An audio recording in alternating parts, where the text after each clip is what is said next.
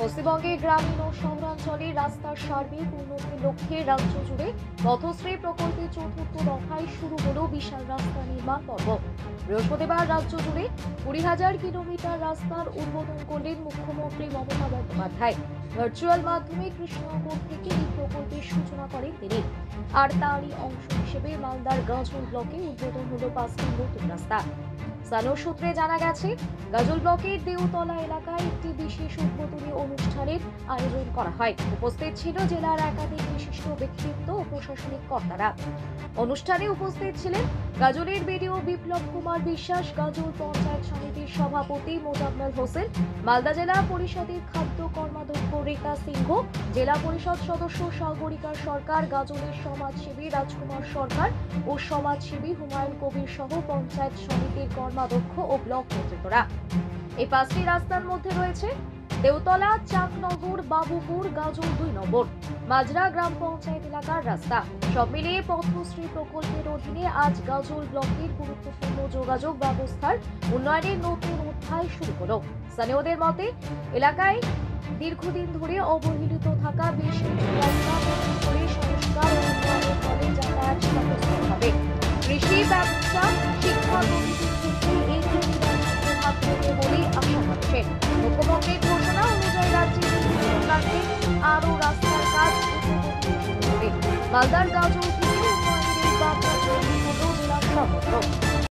সত্যি আজকে গাজল ব্লকের এবং গাজল বিধানসভার একটা গর্বের দিন, কারণ আমরা 2011 সালে এই বাংলার মুখ্যমন্ত্রী হিসাবে পেয়েছি মমতা বন্দ্যোপাধ্যায়কে।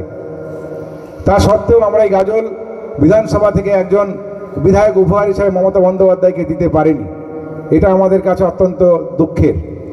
তা সত্ত্বেও বাংলার যিনি মুখ্যমন্ত্রী মমতা বন্দ্যোপাধ্যায়, আমরা সবসময় বরাবরই বলে থাকি উনি একজন মানবিক মুখ্যমন্ত্রী। তার কারণ আমরা ওনাকে এই গাজল বিধানসভা থেকে একজন বিধায়ক দিতে পারিনি ঠিকই, কিন্তু কোনো অংশেই আমাদের গাজলকে উনি পিছিয়ে রাখেন। আজকে যার কাজ এই যে বড় বড় রাস্তা দেউতলা অঞ্চল থেকে কাটিকান্দর, আজকে দেউতলা অঞ্চলে সাধারণ মানুষ এখানে বসে রয়েছে। কিছুদিন আগেই সেখানে আমাদের জেলা পরিষদ সদস্য ছিলেন, পঞ্চায়েত সভাপতি সেখানে ছিলেন, একটা দাবি রেখেছিলেন আন্দোলনের মাধ্যমে।